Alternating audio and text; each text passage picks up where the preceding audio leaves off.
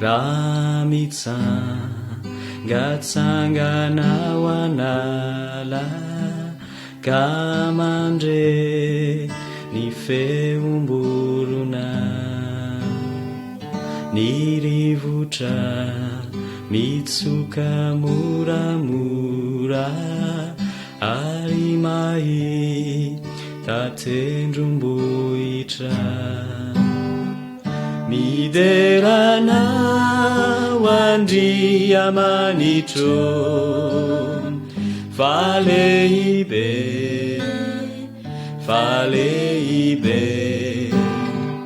miderana wandria manitro faleibe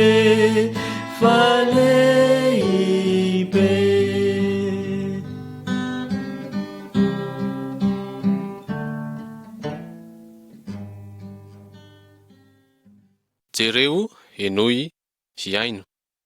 Boky voalohany. Fiandohana miaraka amin'Andriamanitra. Teny fampidirana. Fiarabana ho anareo ry namako. Andeha hianatra amin'ny olona voalohany teto ambony tany isika. Ny fifandraisan'Andriamanitra tamin'izy ireo dia mampianatra antsika ny momba azy. Ilay Andriamanitra tokana sady marina. Jereo ny sary ao amin'ny boky menamena no sady Henoi ny kasety. Misy fampianarana avy ao amin'ny bokin'Andriamanitra ao, ny Baiboly izany. Rehefa maheno feo toy izao ianao dia avadio ny pejy manaraka. Miderana wandria manitro faleibe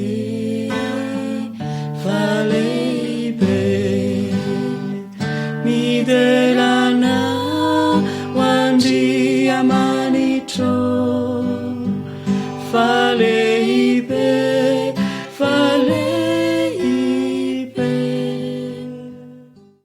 Sary voalohany. Adama sy ireo biby. Genesisy toko voalohany ny andininy voalohany ka hatramin'ny toko faharoa ny andininy faha-14. Tamin'ny voalohany dia tsy nisy afa-tsy Andriamanitra irery ihany. Tsy nisy na dia zavaboary iray aza. Andriamanitra dia tokana, fanahy izy. Mahafantatra ny zavatra rehetra izy, ary misy azy avokoa na aiza na aiza. Ity tany izay hitantsika ankehitriny izao tia dia tsy mbola nisy tamin'izany. Andriamanitra namorona ny zavatra rehetra eto ambony tany sy ny eny an-danitra. Izy no nanisy ny mazava, avy eo nasi ny lanitra, nasi andrahona ihany koa, ary avy eo ny tany. Nosarahany ranomasina sy ny tanymaina, ka nanomboka nitsiry ny zava-maniry. Vita izany dia namorona ny masoandro, ny volana, ary ny kintana Andriamanitra.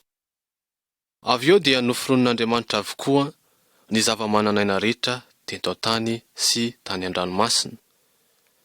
Io lehilahy amin'ny sary io natao hoe Adama. Izy no olona voalohany indrindra ny aina. Andriamanitra namorona azy tamin'ny vovoka avy amin'ny tany. Andriamanitra namorona io lehilahy io tahaka ny endriny mba nahafahany nahafantatra an'Andriamanitra. Nirasaina sy safidy tamin'Andriamanitra io lehilahy io, ary niara-nandeha tamin'Andriamanitra izy. Ary hitan'Andriamanitra fa ny zavatra rehetra izay nohariny dia tena tsara.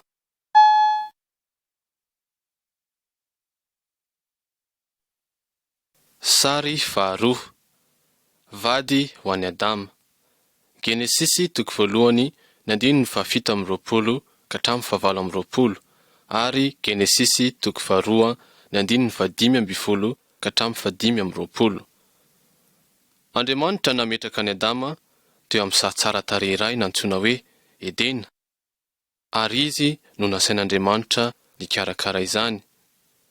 Nisy hazo maro isan-karazany tao, ary tao anatin'izany ilay hazonaina. Adama dia nahazo nihinana ireo karazam-boankazo tsara samihafa. Andriamanitra dia nanome alalana any Adama hitady anarana ho an'ireo biby sy vorona rehetra. nisy lahy sy vavy avokoa ny zava-mananaina rehetra. Izy ireny dia tsy natahotra sy tsy nanao ratsy ny olombelona. Tsy nisy namana na vady sahazan'i Adama anefa ireny na dia iray aza. Noho izany Andriamanitra namorona vehivavy natao namani Adama. Andriamanitra nahasondriatory any Adama. Naka ny taolatezan'i Adama izy. Avy tamin'iny taolatezana iny no namaronan'Andriamanitra ny vehivavy. Andriamanitra nitondra ny rahavehivavy teo amin'ny rahalehilahy. Rahalehilahy sy rahavehivavy dia nitanjaka, saingy tsy nahatsiaro henatra. Nifampiresaka tamin'Andriamanitra tahaka ny mpinamana izy ireo ary tsy nisy fahoriana, fahafatesana na ratsy tamin'izany toerana tsara izany.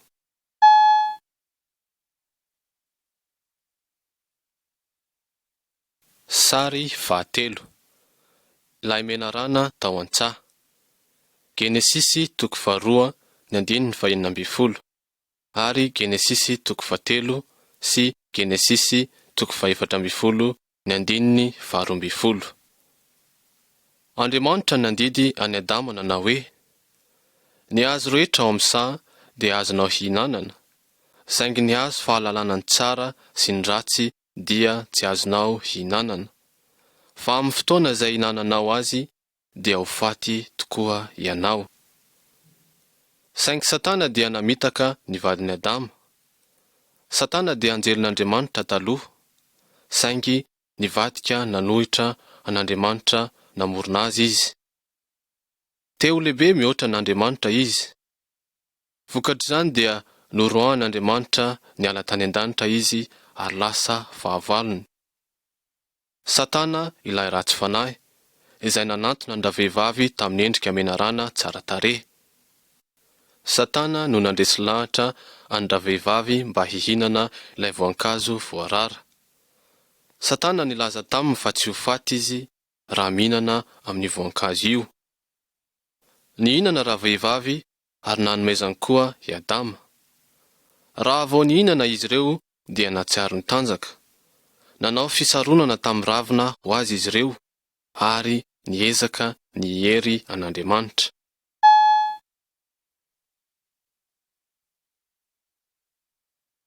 Sary fahaefatra. Adama sy Eva da nivelan'ny saha. Genesisy 3:17-20. Hitantsika eto amin'ity sary ity ny nanjohan'i Adama rehefa tsy nankatoan'Andriamanitra izy. Andriamanitra voatery nanasazan'i Adama satria tsy nankatoany didiny izy. Talohan'izany anefa dia hoy Andriamanitra tamin'ilay menarana: satria nanao izao ianao, koa ny biby fiompy rehetra sy ny bibidia rehetra dia anao no voaozina. Nanomboka teo tonga fahavalon'Andriamanitra sy ny olombelona i Satana. Nambaran'Andriamanitra ihany koa fa handresy an'i Satana ny taranak'i Adama sy ny vadiny. Jesosy dia nanantanteraka izany tamin'izy maty noho ny fahatanjao tontolo izao sy ny nitsanganany tamin'ny maty. Hoy Andriamanitra tamin'ny rahavehivavy: hahabe dia hahabe ny fahorianao aho, indrindra fa raha manananaka ianao, ary fahoriana no hiterahanao zanaka. Hoy kosa Andriamanitra tamin'i Adama: satria efa nihaino ny feon'ny vadinao ianao ka nihinananao ny hazo dia ho voaozina ny tany. Vokatra izany dia tsy maintsy miasa mafy mandra-pahafatiny izy mba azo ny vokatra ho azy sy ny ankonany. Andriamanitra nanaisitra any Adama tao amin'ny saha. Adama nanao any rahavehivavy hoe Eva, izany dia midika hoe aina. Nananjanaka taminy izy. Ny olona rehetra dia taranak'i Adama sy Eva. Adama sy Eva ary ny olona rehetra dia nanana ny faharatsiana tao anatiny, ary izany faharatsiana izany dia nampisaraka azy tamin'Andriamanitra sy tamin'izy samy izy. Isika rehetra dia tsy nankatoan'Andriamanitra. Fahotana nefa ny tsy fankatoavana, ary satria manota isika dia mendrika ny ho faty. Kanefa misy fanantenana ho antsika satria mahery ilay Jesosy Kristy velona sy mpamonjy antsika ho afaka amin'ny herin'ny fahotana sy Satana.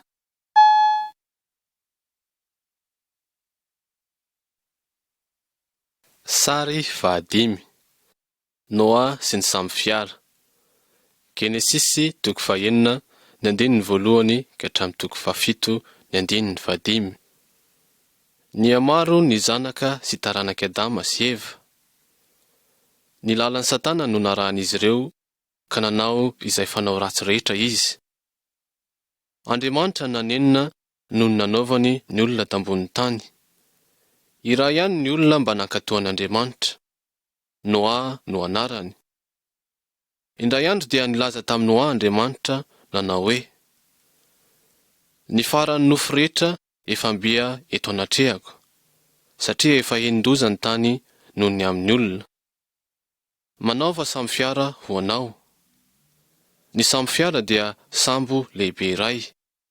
Ary indro izao efa tonga ny safodrano ambonin'ny tany handringana ny rofo rehetra izay manam-pofinaina. Nefa kosa ahoriko ny fanekeko aminao. Midira ao anaty samby fiara ianao sy ny vady aman-janakao mba amin'ny vinantonao vavy. Hitondray roa avy lahy sy vavy ny karazam-biby sy voromanidina rehetra mba ho velominao. Andriamanitra nanora Noa tamin'ny atsipiriany ny tokony anamboaran'ilay samby fiara. Noa nanao arak'izay nandidian'Andriamanitra azy. Raha mbola tia hampanamboarana ny samby fiara Noa, dia tsy nitsahatra nananatra ny olona fa handringana azy Andriamanitra, kanefa tsy nety hiala tamin'ny ratsy fanaony izy ireo.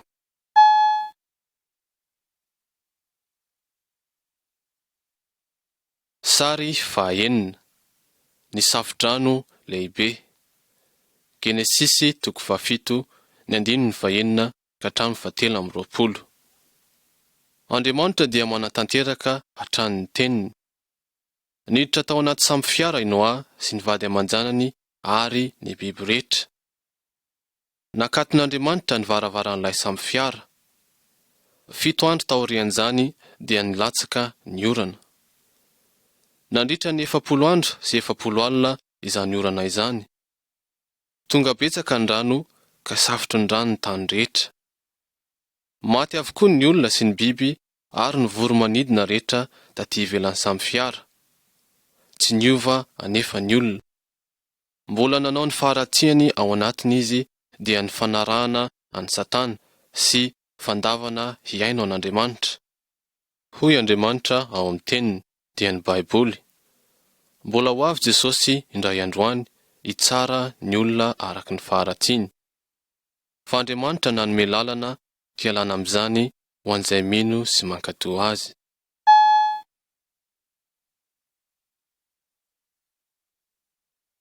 Sary 7 Ny havana sy ny teny faneken'Andriamanitra. Genesisy 9:1 ka hatramin'ny 7:17. Herintaona mahery no nahareta Noa mianakavy sy ireo biby rehetra tao anaty samby fiara. Rehefa nitsahatra ny orana ary maina ny rano teo ambonin'ny tany, dia nivoaka avy tao anaty samby fiara avokoa izy rehetra. Avy eo dia nanamboatra alitara ho an'Andriamanitra Noa, arak'izay hitanareo eto amin'ny sary. Naka biby atao fanatitra hodorana ho an'Andriamanitra teo amin'ny alitara izy. Nankasitrahan'Andriamanitra izany ka nametraka ny havana teny amin'ny rahona izy, ary nanao fanekena izy fa tsy handringana ny nofo rehetra amin'ny safodrano. Ny havana dia marika fahatsiarovana ho antsika ny teny faneken'Andriamanitra. Tsarovo ny teny faneken'Andriamanitra, kanefa tsarovo ihany koa fa mbola hitsara izao tontolo izao izy. Amin'ny ho avy dia afo no andevonan'Andriamanitra ny tany. Fa ho an'ireo izay mino an'Andriamanitra sy mankatoa azy dia tsy tokony hatahotra izay ho avy. Mankatoava an'i Jesosy Kristy dia tsy ho levona ianao.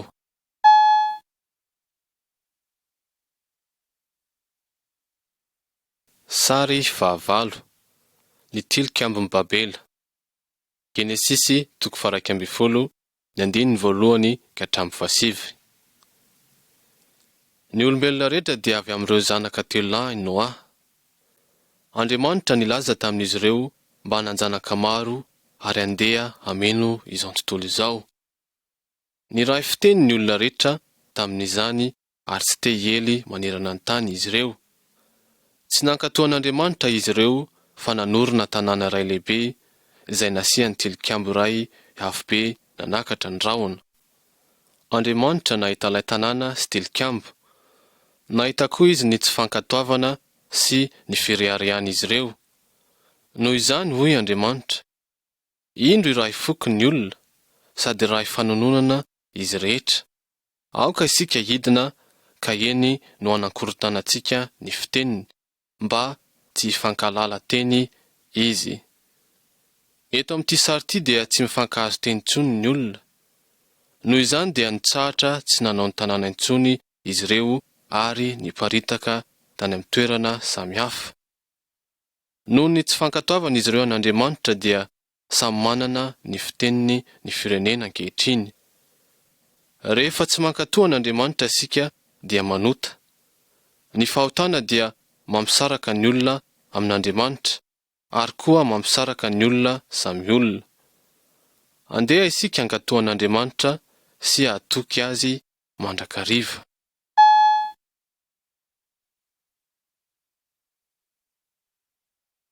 Sary 7. Joba nanompo an'Andriamanitra. Joba 1:1-12. Eto isika dia mahita lehilahy iray atao hoe Joba. Manao fanatitra hodorana an'Andriamanitra izy. Joba dia nanompo an'Andriamanitra tokana sady marina ary tsy mba nanaraka ny fanaon'ny Satana. Joba dia nanana zanakalahy 7 sy zanakavavy 3 ary nanao fanatitra izy noho ny amin'izy ireo. Nangataka famelana tamin'Andriamanitra izy raha nanao zavatra nampalahelo an'Andriamanitra ireo zanan'ireo. Andriamanitra dia nankasitraka an Joba. Notahihany tokoa izy ary nomeny harena betsaka. Joba dia nanana biby fiompy sy mpanompo marobe tokoa. Indray andro dia nambaran'Andriamanitra any Satana fa tena nankasitraka an Joba izy. Fa Satana kosa nanomboka nanome tsiny an Joba teo anatrehan'Andriamanitra. Ary nolazainy fa ny fanompoan Joba an'Andriamanitra dia mba hanana ny harena fotsiny. Ary hoy Satana tamin'Andriamanitra, raha esorinao aminy ny fananan Joba rehetra dia hiodina aminao izy. Andriamanitra nahafantatra fa Satana dia mpandainga, fa i Joba kosa dia olona marina izay tsy nanao tsy nahafaly ny Andriamanitra. Noho izany dia navelan'Andriamanitra i Satana haka ny zavatra rehetra nananan Joba ho fitsapana azy.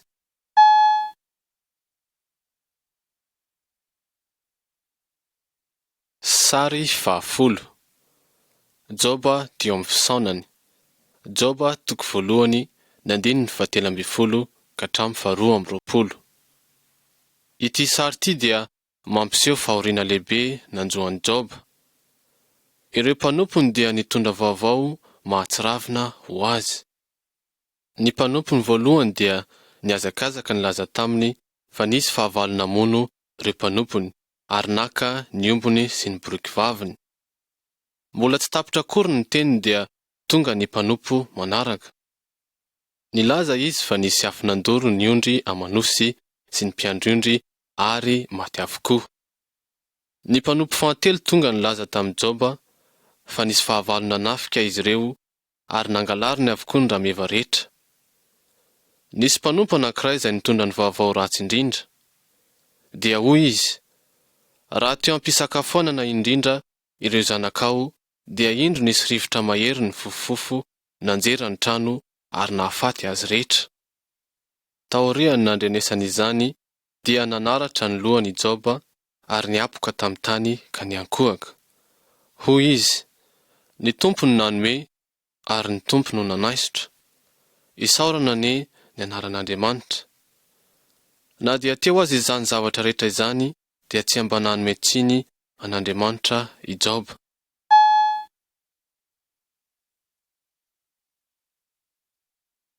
Sary faraika amby folo. Joba ny jaly. Joba toko faharoa ny andininy voalohany ka hatramin'ny toko faraika amby efapolo ny andininy faefatra amby telopolo. Satana nahita fa mbola nanome voninahitra n'Andriamanitra ihany i Joba. Ka hoy indray Satana tamin'Andriamanitra, raha asianao ny nofiny dia andahanao izy. Andriamanitra namela any Satana hitsapany Joba indray, ka namely vai ratsy any Joba i Satana. Nivoaka tany ivelany Joba ary nihaorany tamin'ny tavim-bolany ny fery teo aminy. Hoy ny vadiny taminy, mahafoizan'Andriamanitra ianao dia aoka ho faty. Fa Joba nanao hoe, moa ny soa ihany va no raisitsika amin'Andriamanitra fa tsy ny ratsy koa?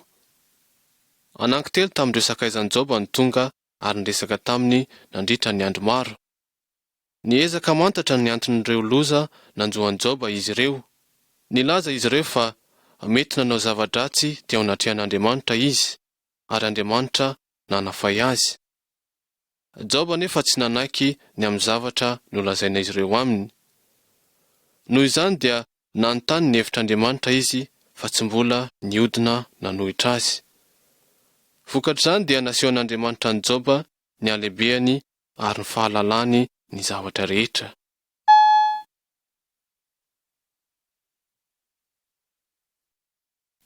Sary faharoa amby folo. Joba dia tafarina indray. Joba toko faharoa amby efapolo ny andininy voalohany ka hatramin'ny fahafito amby folo. Eto amin'ity sary ity Joba dia salama ary nanan-karena indray. Ho ambaraka anao ahoana no nahatonga izany. Rehefa nihaona tamin'Andriamanitra i Joba, tsapa ny fahalebezan'Andriamanitra ary dia nibebaka izy. Avy eo Andriamanitra niteny tamin'iray tamin'ireo mpiapanga any Joba, natsoina hoe Elifaza. Mirehitra aminao sy ny sakaizanao roalahy ny fahatezerako, satria tsy mba marina tahaka ny filazan'i Joba mpanompoko ny filazanareo ahy. Andriamanitra nilaza tamin'izy ireo ho any amin'ny Joba mba hanao fanatitra hodorana ho an'izy ireo, ary mba hahafahan'i Joba mpanompony mivavaka ho an'izy ireo. Andriamanitra ihany koa nilaza fa hamela ny heloko izy ireo izy. Joba dia nivavaka ho an'ireo namany ary Andriamanitra nihaino ny fivavahany. Taorian'izany dia nanasitrana sy nanam-panan-karenan'i Joba indray Andriamanitra. Joba sy ireo namany ary ireo fianakaviany dia niara-mifaly sy niaraka nisakafo taminy ary nitondra fanomezana ho azy. Andriamanitra nanome azy zanakalahy 7 sy zanakavavy 3 tsara tarehy. Taona maro no niainany izay nahitany ireo tarana faramandimby ary efa tratra antratra tokoa izy vao maty. Andriamanitra tiantsika hatoky azy sy mba hanana faharetana rehefa mandalo fahoriana isika. Andriamanitra mahafantatra ny antony mampahorantsika eto amin'ity fiainana ity. Izy no manam-pahefana amin'ny zavatra rehetra mitranga. Tadio fa tiantsika Andriamanitra ary tiany ny manome zavatra tsara indrindra ho an'ireo izay manome voninahitra azy. Saotra sy dera, laza sy ery, lohanao lany mandrakiza. Ny olon-drehetra sy ny tontolo miondrika eo anatrehana. Eran-tany sy lanitra de ambara fa tompony voninahitra. Anao misandratra mandrakiza, raha eo ny fanjakanao tsy ola lay mandrakiza. Saotra sy dera, laza sy ery, ho anao ray mandrakiza. Ny olon-drehetra sy ny tontolo miondrika eo anatrehana. Eran-tany sy lanitra de ambara fa tompony voninahitra. ianao misandatra mandrakiza raha eo ny fanjakanao tsy ola ay mandrakiza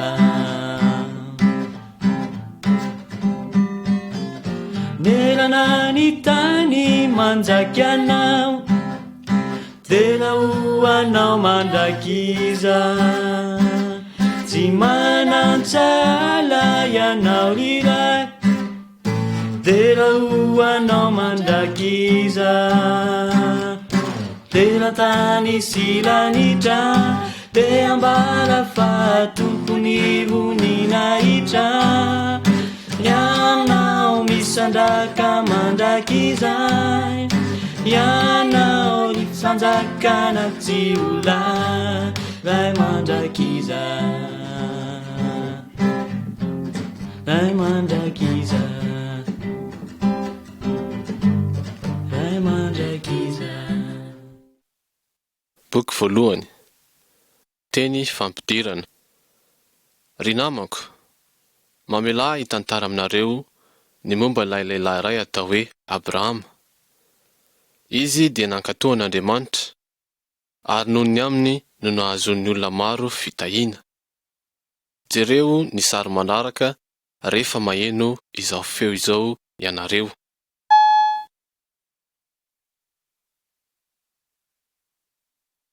Sary 17. Abrahama nandao ny tranony.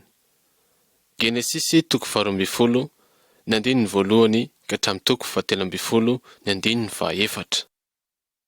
Eto amin'ity sary ity dia mahita lehilahy iray antsoina hoe Abrahama ianareo. Ny vadiny i Sara, ny zana-dralahiny Lota ary ireo mpanompony. Nandeha lavitra izy ireo satria hoy Andriamanitra tamin'ny Abrahama: mandehana miala amin'ny taninao sy ny havanao ary ny tranondrainao ankany amin'ny tany izay asehako anao. Ahatonganao firenena lehibe aho sady hitahianao ary aminao no hitahiana ny firenena rehetra ambonin'ny tany. Abrahama dia nino ny teny faneken'Andriamanitra, dia nanangona ny fananany rehetra izy sy ny mpiara-dia aminy, ary andro maro no nandehanany vao tonga tany amin'ny tany Kanana izy ireo. Tany Andriamanitra no niseho tamin'ny Abrahama. Hoy Andriamanitra: ny taranakao no omeko ity tany ity. Nandeha namakivaky io tany io Abrahama, kanefa rehefa tonga tany amin'ny tany nantsoina hoe Negeva izy dia nisy mosary teo amin'ny tany, ary tsy nisy sakafo ho an'izy ireo mba hohaniny. Noho izany Abrahama sy ny mponiny dia voantery nakany amin'ny firenena hafa, Egipta, mba hitady sakafo. Taoriana kely nefa dia niverina tany Kanana indray izy satria nino izay nampanantenan'Andriamanitra taminy izy.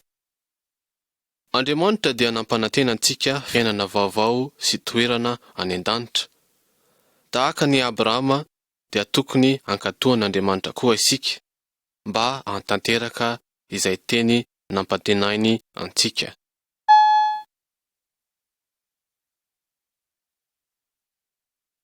Sary 17. Abrahama sy Lota. Genesisy 17 ny 1 ka hatramin'ny 17. Abrahama sy Lota dia niaraka nipetraka tao Kanana. Nanana biby fiompy maro izy ireo ka dia tsy omby intsony ny toerana nonenany. Ka dia niady ny mpiandry ombiny Abrahama sy an'i Lota. Ka hoy Abrahama tamin'i Lota: aoka re mba tsy hisy ady amintsika roa lahy, na mpiandry ombiko sy ny mpiandry ombinao, fa mpirahay lahy isika. Abrahama nampisafidy an'i Lota izay tany tiany ho azy. Ny tsara indrindra ny tian'i Lota ho azy sy ny biby fiompiny. Noho izany dia nisafidy ny lohasaha mahafokatra nanamorona ny renirano Jordana izy, izay sady nisy tanàna na ahafahany nonenana. Lota dia nipetraka teo amin'ny lohasaha iray izay nanakaiky ny tanàna atao hoe Sodoma. Ny olona tao Sodoma dia tena ratsy fanahy. Nahatonga ny fahatezerana tamin'Andriamanitra izy ireo. Abrahama dia nipetraka tao amin'ny tany Kanana ary Andriamanitra dia niteny taminy indray nanao hoe: ny tany rehetra izay tazanao dia omeko anao sy ny taranakao mandrakizay. Ry namako, Mety misy olona izay tahaka ny manana fiainana tsara indrindra, fa tahaka ny Abrahama, andeha isika ahatoky an'Andriamanitra mba hitahiny antsika.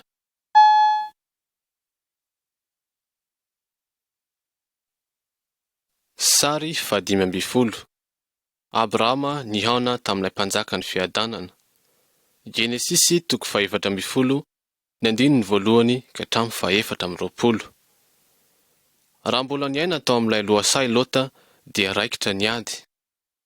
Lota sy ny fianakaviany dia azo babo niaraka tamin'ireo olona rehetra tao Sodoma. Noho izany Abrahama sy ireo miaramilany dia niainga anavitra ny Lota. Resin'izy ireo ny fahavalony ka voavonjy ny olona rehetra sy ireo fananany. Raha mbola tena andalam-piverenana avy niady izy ireo dia nifanena tamin'ny mpanjaka iray, araka izay hitanareo eto amin'ny sary.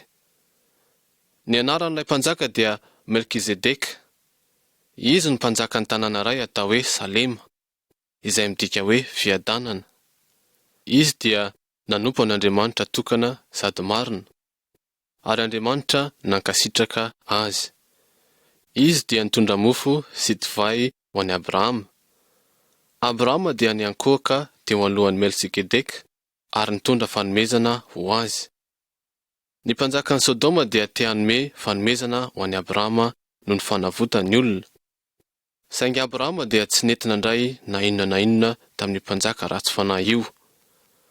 Ry namako, andeha hanahaka ny Abrahama isika ary tsy hanaraka ny lalan'ny ratsy fanahy. Ireny dia tsy misy afa-tsy mitondra antsika amin'ny fahoriana sy ny fahafatesana. Ny tenin'Andriamanitra ny Baiboly dia mampianatra antsika fa i Melkizedeka dia tahaka ny Tompo Jesosy Kristy.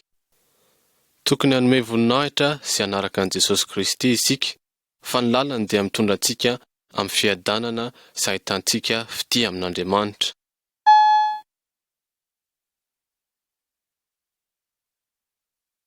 Sary 6.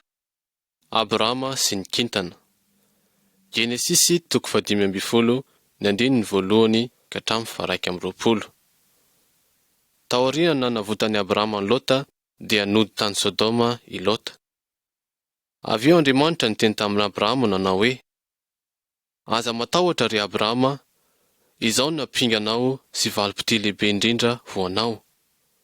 Andriamanitra dia mbola niteny tamin'ny Abrahama fa omeny azy io tany io ho anjakany.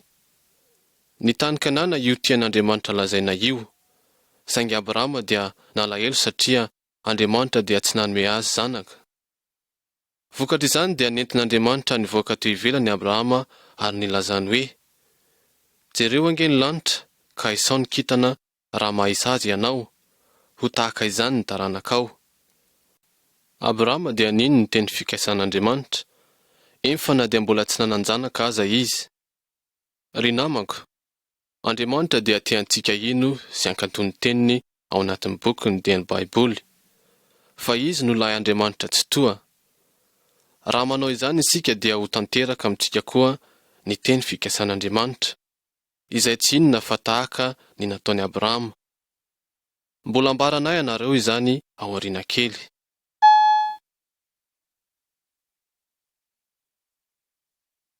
Sary 7. Ilay zazakely atao hoe Ismaela. Genesisy 4:1, ny 1-7, ny 1-2. Jereo anie io sary io hoe Abrahama dia manana zanakalahy kely. Abrahama dia nipetraka tao Kanana nandritra ny 10 taona, ary mbola niandry izay nampanantenan'Andriamanitra izy, izay ho an'ny Sarai vadiny fa tsy mbola nanan-janaka ihany.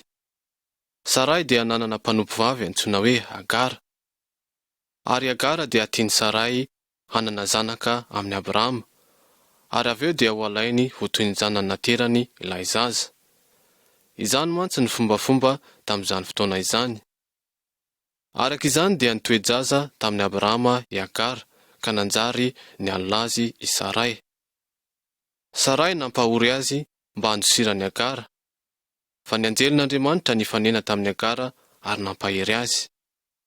Ary ny anjely niteny taminy fa hanana zazalahy atao hoe Ismaela izy. Ny hevitra izany anaran'izany moa dia hoe ren'Andriamanitra. Andriamanitra nilaza fa hitahany Ismaela izy. Ismaela dia hiady hanohitra ny olona rehetra. Teraka Ismaela ary taty aoriana izy no razamben'ireo firenena Arabo. 12 taona taorian'ny nahaterahany Ismaela, nanao fanekena indray Andriamanitra fa ny tany Kanana manontolo dia ho an'ny Abrahama sy ny taranany mandrakizay. Fa Abrahama sy ny taranany dia tsy maintsy nankatoa ny tenin'Andriamanitra. Rehefa 9 taona i Abrahama, tonga teo amin'ny Andriamanitra nanao hoe: Izaho n'Andriamanitra tsy toa, mandehana io anatrehako, ka aoka tsy misy tsiny ianao, fa izaho hanao fanekena ho amiko sy ho aminao, ary hamaro anao indrindra. Indro aminao ny fanekeko, fa tonga ray ny firenena maro ianao, noho izany ny anaranao dia tsy atao hoe Abrahama intsony fa atao hoe Abrahama. Noho izany anarana vaovao nomen'Andriamanitra azy izany dia fantatry Abrahama fa hanome taranaka maro azy Andriamanitra. Dia hoy Andriamanitra tamin'ny Abrahama: ary omeko anao sy ny taranakao any aoriana ny tany Kanana rehetra, ary ho andriamaniny aho. Andriamanitra koa dia nanova ny anaran'ny Sarai ho Saraha. Andriamanitra nampanantena fa hitahy azy ary hampalana azy zazalahy ho an'i Abrahama. Indraindray tahaka ny Abrahama sy Sara dia miezaka isika hanao zavatra tamin'ny herin'ny tenantsika. Mety mitondra fahoriana sy fijaliana ho an'ny olona maro anefa izany. Tokony ahatoky sy hankatoan'Andriamanitra isika ary miandry azy hanatanteraka ny planiny.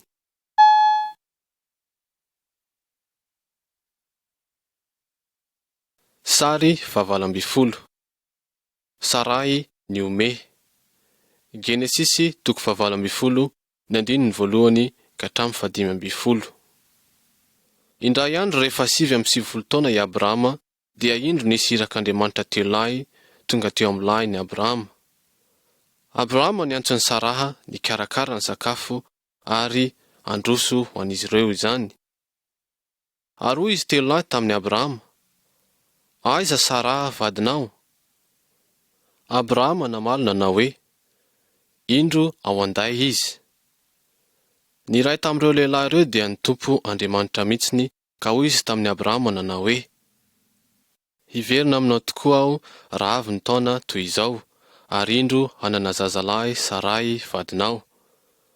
Sarai nandray izany ary niome tamin'ny tenany satria efa 70 taona izy tamin'izany. Tsy nino azy Sara.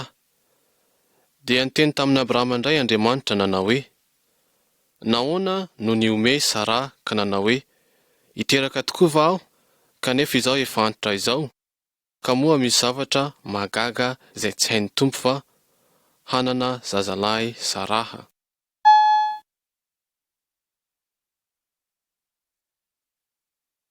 Sary 20. Abrahama nivavaka ho an'i Sodoma. Genesisy 20 ny andininy 19 ka hatramin'ny 20 ny andininy 20. Eto isika dia mahita ny Abrahama miaraka amin'ireo iraka telo lahy. Andriamanitra dia nanapa-kevitra fa handringana ny tanàna Sodoma sy Gomora satria ny olona tao dia nanao zavatra ratsy nanoloana an'Andriamanitra. Izy ireo dia efa niala tamin'ny planin'Andriamanitra ny amin'ny firaisana masina eo amin'ny lehilahy sy ny vehivavy. Abrahama nahatsiaro an'i Lota ary hoy izy tamin'ny Tompo Andriamanitra: aringanao miaraka amin'ny meloka va ny marina? Tsy tsara marina va ny mpitsara ny tany rehetra? Abrahama dia nanomboka niangavy tamin'Andriamanitra ny mba hamonjeny an'i Sodoma. Tamin'ny farany Andriamanitra dia nilaza fa tsy mba handringana an'i Sodoma izy raha misy folo manompo azy. Rehefa tonga tao Sodoma ireo irak'Andriamanitra dia hitany avokoa ny faharatsian'ny olona rehetra. Ary tsy nisy folo akory ny mpanompon'Andriamanitra tao Sodoma. Ny olona ray izay marina tao dia i Lota. Ireo irak'Andriamanitra dia nandidy an'i Lota sy ny fianakaviany mba hitsoaka hiala ny Sodoma ary nolazainy izy ireo mba tsy hierika ao ivoany. Avy eo Andriamanitra nandatsaka solofara sy afo avy tany an-danitra ary Sodoma sy Gomora niaraka tamin'ireo olon-dratsy rehetra ny aina tao dia tapitra ringana avokoa. Ary raha mbola tena mpanosirana i Lôta sy ny fianakaviany dia nierika ny vadiny ka lasa vongatsira mitsangana izy. Abrahama dia nitaraina nangataka tamin'Andriamanitra mba tsy handringanany izay olo marina, kanefa i Lôta sy ireo zanandroa vavy irery no velona.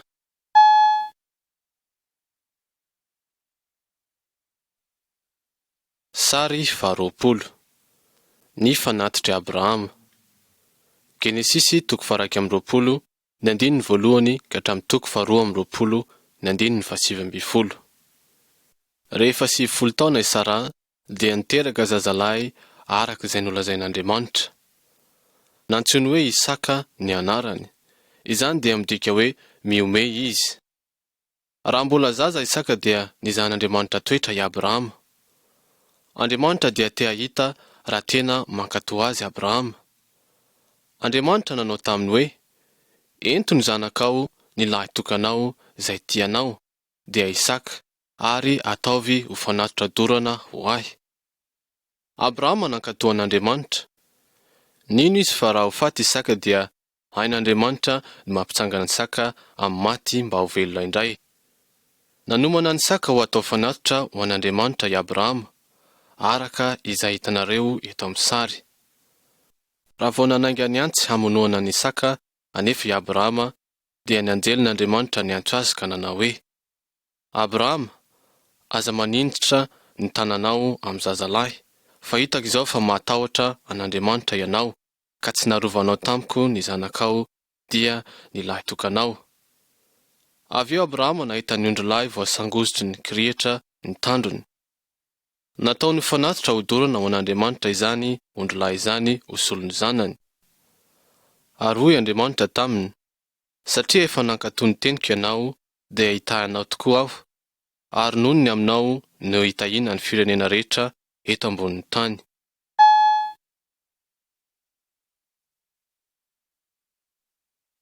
Sary 20 Abrahama sy ny mpanompony.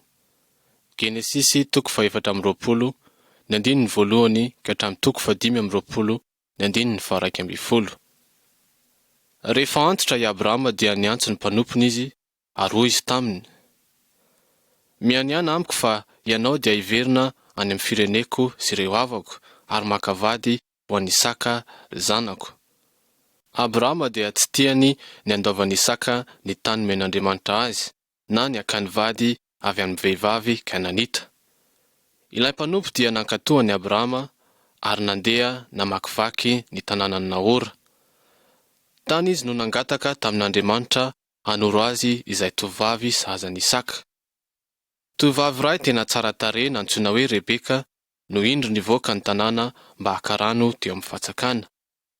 Faly tokoa izy raha naka rano ho an'ny mpanompony Abrahama sy ireo rameva folony.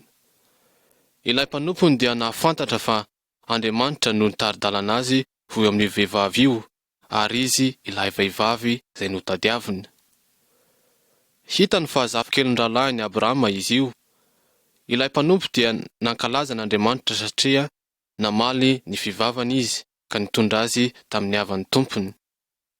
Dia tonga vadiny Isaka i Rebeka. Ary Abrahama dia maty rehefa tonga 570 taona izy. Nandritra ny androm-piainany manontolo dia natoky an'Andriamanitra izy hanatanteraka ny teny fikasany. Noho izany dia nandray sy nitahy azy Andriamanitra. Andriamanitra dia mbola mitahy izay rehetra mahatoky azy tahaka ny Abrahama.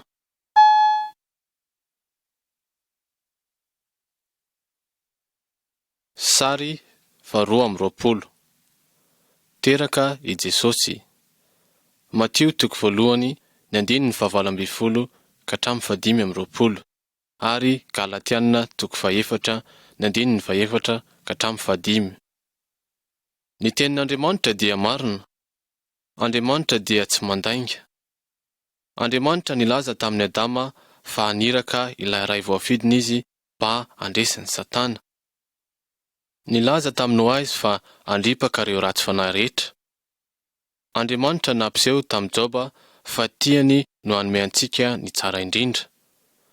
Nasehony an'i Abrahama fa mitana ny teny fikasany mandrakariva izy. Eto amin'ity sary ity dia mahita sarin-jazakely ianao. Jesosy no anarany. Teraka tany amin'ny tanin'ny Israely izy, izay nantsoina hoe Kanana taloha. Ny anarany reniny dia Maria, izay taranaka avy amin'ny Abrahama sy Isaka. Maria dia mbola virjiny raha niteraka an'i Jesosy. Jesosy dia tsy mba nanana ray ara-nofo. Ny rainy dia ilay Andriamanitra tokana sady marina. Jesosy dia ilay tokana nitondra fitahiana ho an'izao tontolo izao.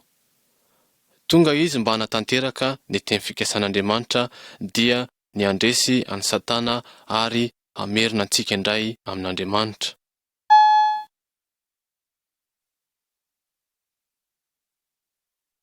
Sary 12.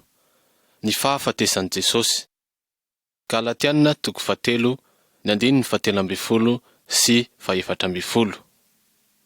Raha mbola niaina teto ambony tany Jesosy, rehefa nitombo sy nialehibe Jesosy dia nampianatra ny olona ny lalan'Andriamanitra. Nanao fahagagana maro Jesosy mba hanehoany fa izy dia avy amin'Andriamanitra. Fa ny ratsy fanahy dia tsy nino azy. Novonoan'izy ireo Jesosy tamin'ny alalan'ny famantsiana azy teo amin'ny hazo fijaliana. Maramila ray nanindrona azy tamin'ny lefina teo amin'ny lany voany mba hahazoany antoka tsara fa maty izy. Ry namako, Andriamanitra dia nanambara any Adama fa ho faty izy raha mihinana avy amin'ilay hazo. Efa nandan'Andriamanitra avokoa anefa isika ary samy mendrika ny ho faty. Tsaroanao tsara fa Andriamanitra dia nanome zanak'ondry ho an'i Abrahama mba ho vonoana atao fanatitra ho dorana ho solon'i Isaka. Toy izany koa Andriamanitra nanome ny zanan'ilay tokana mba ho faty teo amin'ny toerantsika mba ho sorona amin'ny fahotantsika. Ny fahotantsika no mampisaraka antsika amin'Andriamanitra. Jesosy no lalana ahafahantsika miverina amin'Andriamanitra. Tadio fa Andriamanitra dia nilaza tamin'ny Adama fa haniraka olona andresan'ny Satana izy. Rehefa maty teo amin'ny hazo fijaliana Jesosy ary nitsangana tamin'ny maty dia nandresan'ny Satana izy. Ary ho an'izay matoky sy mankatoa Jesosy dia efa resy ny herin'i Satana. Andriamanitra dia nanao fanekena tamin'ny Abrahama toy izao. Andriamanitra nilaza fa amin'ny alalan'ny taranak'i Abrahama no hitahiana izao tontolo izao. Izany fitahiana iaraha-miaina amin'Andriamanitra mandrakizay izany dia avy amin'ny Tompo Jesosy Kristy. Isika koa dia afaka mahazo izany fitahiana izany avy amin'Andriamanitra rehefa mahatoky an'i Tompo Jesosy sy mankatoa azy isika.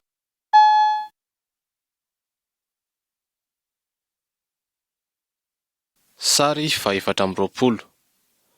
Jesosy dia velona. Jaona 20, ny 7 ka hatramin'ny 7. Ny naman'i Jesosy no nametraka ny fatiny tao amin'ny fasana iray rehefa maty izy. Tao am-pasana tao izy nandritra ny 3 andro.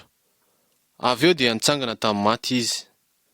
Ny fahafatesana dia tsy nahatazona an'i Jesosy, ilay tokana avy amin'Andriamanitra. Jesosy dia niseho tamin'ireo mpianany ary nitsangana teo afovoan'izy ireo. Talanjona avokoa izy rehetra. Mpianatra iray nantsoina hoe Tomasy dia tsy mba tafiaraka tamin'ireo mpianatra sasany rehefa niseho tamin'izy ireo Jesosy. Tomasy nilaza tamin'izy ireo, raha tsy hitako eo amin'ny tanany ny olatry ny nanomboana ka ataoko eo amin'ny olatry ny nanomboana ny ratsan-tanako ary ataoko eo amin'ny lany voany koa ny tanako dia tsy mba ino aho. Afaka herinandro taorian'izany dia tonga indray Jesosy, jereo amin'ny sary. Jesosy nampiseho an'i Tomasy ny olatry ny nanomboana teo amin'ny tanany ary niteny tamin'i Tomasy izy mba hametraka ny tanany eo amin'ny lany voany. Aza isan'izay tsy mino fa minoa, hoy Jesosy. Hoy koa Jesosy nanao hoe, sambatra kosa izay tsy nahita nefa nino. Ry namako, andeha isika mba tsy ho toan'i Tomasy izay tsy nino an'Andriamanitra. Andeha isika ho toan'i Abrahama izay nino ny teny fikasan'Andriamanitra ary nankatoa azy. Amin'ny alalan'ny fantokisantsika an'i Tompo Jesosy sy ny fankatoavantsika azy no ahafahantsika manatona sy mahafantatra n'Andriamanitra ary ahazoantsika indray ilay fanomezana dia ilay fiainana mandrakizay.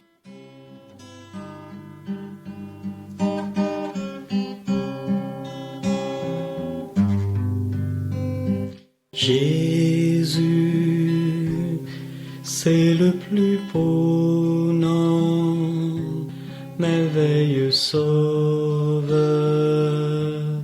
Seigneur de gloire, Emmanuel, Dieu est avec vous, source de joie, parole de vie. Jésus, c'est le plus beau nom, merveilleux sauveur, Seigneur de gloire, Emmanuel, Dieu est avec vous, source de joie, parole de vie. Jésus, c'est le plus beau nom, merveilleux sauveur, Seigneur de gloire, Emmanuel, Dieu est avec vous, source de joie, parole de vie, source de joie, parole de vie, source de joie, parole de vie.